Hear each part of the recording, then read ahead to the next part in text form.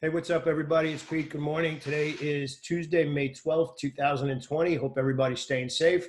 Looks like the world is reopening and the stock market is liking it, especially technology stocks, which I hope you've been capitalizing on over the last couple of weeks. We've been calling them out every day, either in this episode or in today's best stock picks. Getting a little bit long in the tooth, but that is exactly what I want to talk about today. I also want to talk about we had a great question brought up in last night's coaching call. Every Monday night, we have a private coaching call with the group, which is kind of a really awesome way to get out of when the markets open and we're trading back and forth together and just in a much more relaxed atmosphere. Be able to just sit back, have a cup of coffee, and really drill down into the biggest challenges that everybody has. And I thought yesterday was a really unique question, and one that I'm definitely qualified to answer, and that is, what is the day of a professional trader like? I think a lot of us, especially now in the everybody working from a home world, there's a lot more people who have become full-time traders, at day traders, whatever you want to, whatever terminology, because everybody's stuck at home right now. It's an interesting question because I think a lot of people have a misinterpretation of what it's actually like to be a full-time trader. And again, I want to make this distinction very clearly because it's a big deal.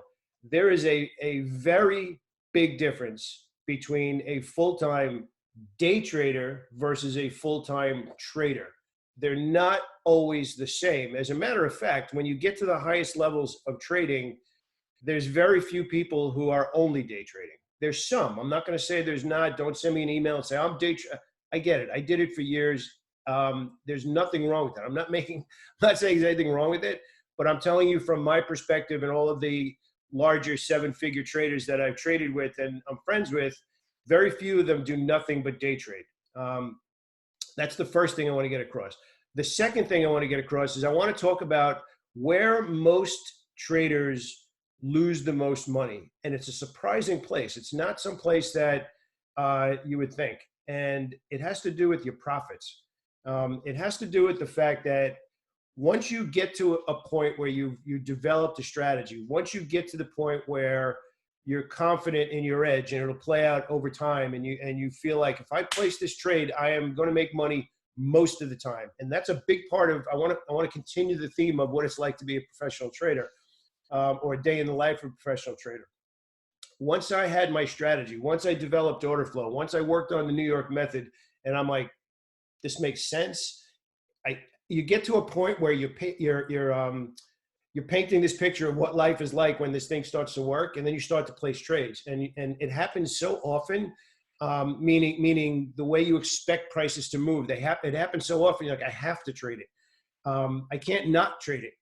But here's the thing, you get to a point now where you're on the right side of good trades and you're sitting at your screen all day or however frequently you're trading, and you make this leap from what you read in the book or what you watched on a YouTube video or anything, a course you might have bought, those kind of things, and you make the leap.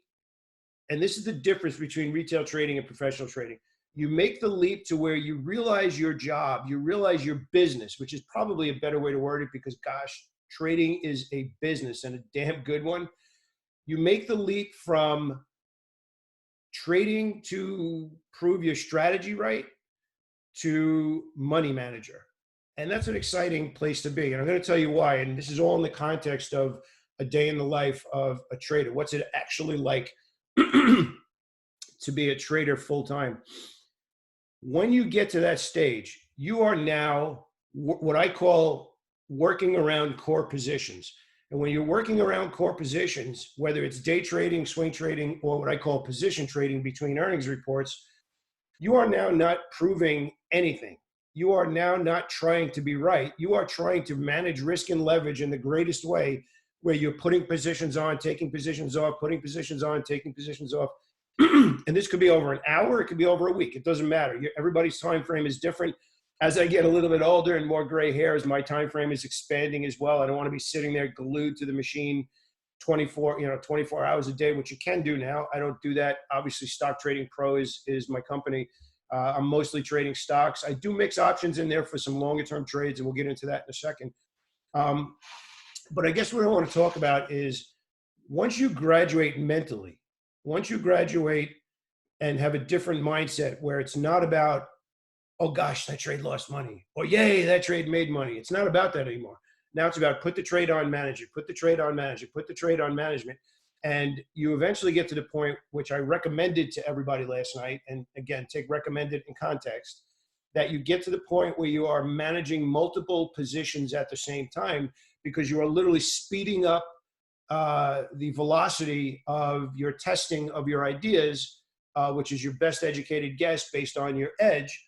And now you're accelerating how fast your edge can work. And if you think about it, if our edge, the very definition of our edge is a large sample size over time. So in my world, what I teach is 10 perfect trades. You want to get to 10, but you want to get to 10 in a way that only those 10 trades are your perfect trades. So here's the two areas where all the difficulties in trading come from. And you don't need superhuman discipline. You don't need to be this robotic, emotionless, Dr. Spock from Star Trek. You don't need to be that. What you need is you need to first understand your strategy works and manage your brokerage statement. A little advanced tip here. Manage your brokerage statement in a way where you start to pay attention to which trades you take that are not a part of your strategy, which means you need to ruthlessly go over your trades during the day and say, how many of these trades did I make today? Did I make spur of the moment, bored, pulled up a chart and it looked okay, that kind of thing, versus you went into the day, you went into the week, you went into the month. It doesn't matter which time frame you're trading. Again, you can buy a trade on Monday and get out 3 Mondays from now. It's still active trading, right? Which of those did you take that did not match your strategy? Which of those were unplanned trades, what they might call in tennis, unforced errors?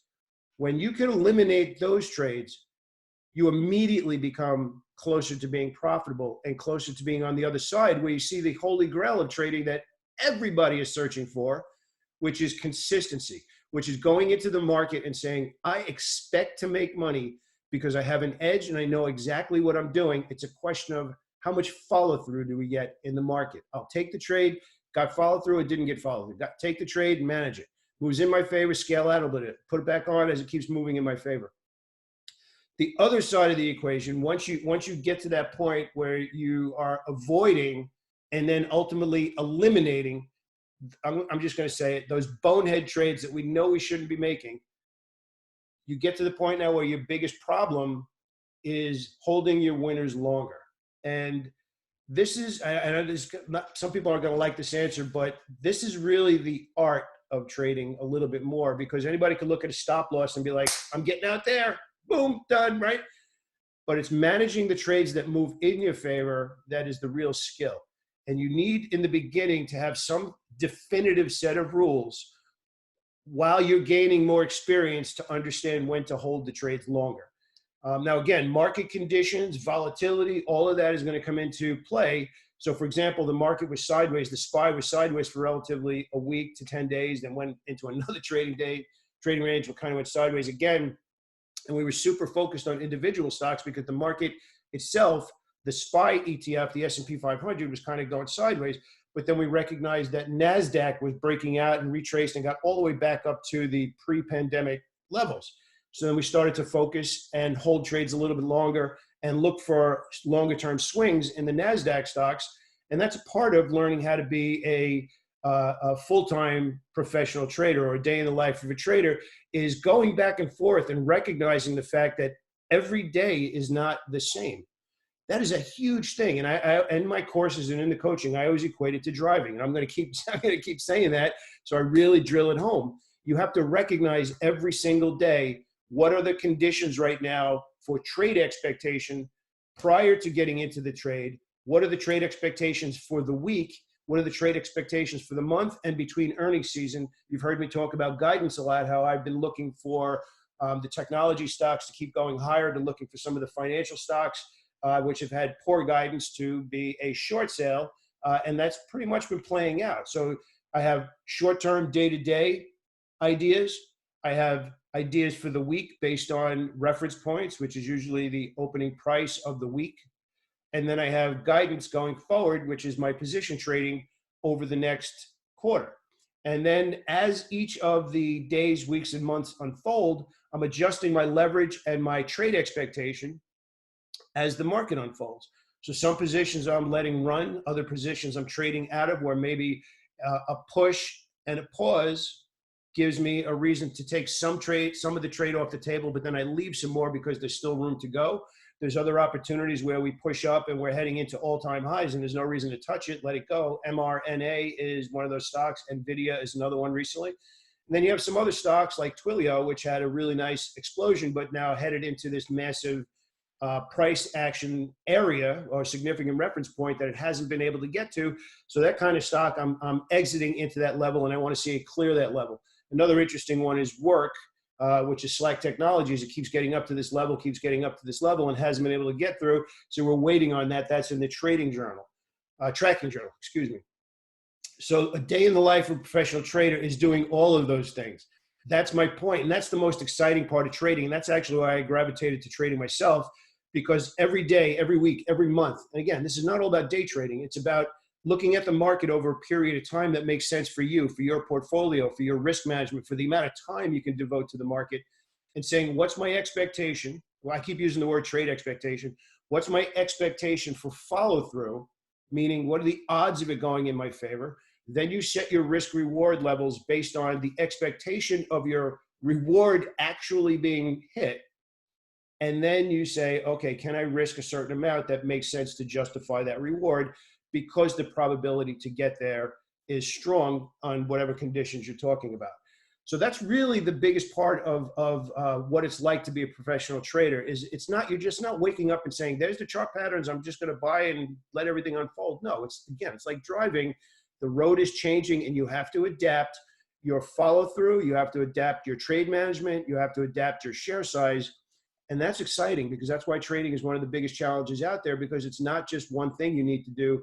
You need to put the pieces together. And sometimes you're holding longer, sometimes you're exiting quicker. And a lot of the times you'd be surprised you're doing nothing. So once you get to that point where you understand what to avoid and eliminate, those trades that are slowly the little leak in the bottom of your trading account that you don't account for, the next step is we work together and you get to the point where you're understanding how and when to hold the profitable trades longer. And that's really where it gets exciting, because as we discussed yesterday in the coaching call, having this conviction in yourself that you could make money eliminates something else that's kind of like something you don't even realize. When you have confidence that you could pull money out of the market, when you're only taking your great ideas, you stop hesitating and doubting yourself on your entries. And that's a big deal, because people will often say, oh, I saw it and I missed it. I saw it, I missed it. I saw it, I didn't take it. I didn't like it for a second.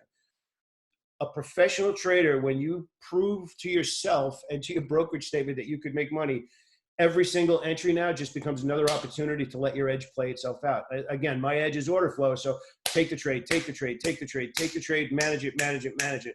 At that point, when you've proven your ideas work, meaning you've in real trading, you've generated a P&L. And again, don't get me started on simulated trading. I'm not a big fan.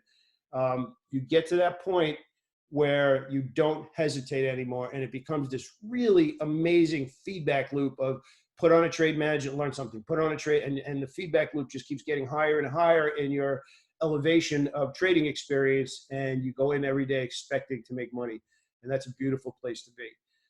So thank you for joining me today. If you have any questions about what it's like to be a professional trader, absolutely leave a comment below. As soon as I can, I will get back to you. Please give us a thumbs up, as well as absolutely subscribe to the channel. It would mean the world to me. Have a great day, everybody. Take care.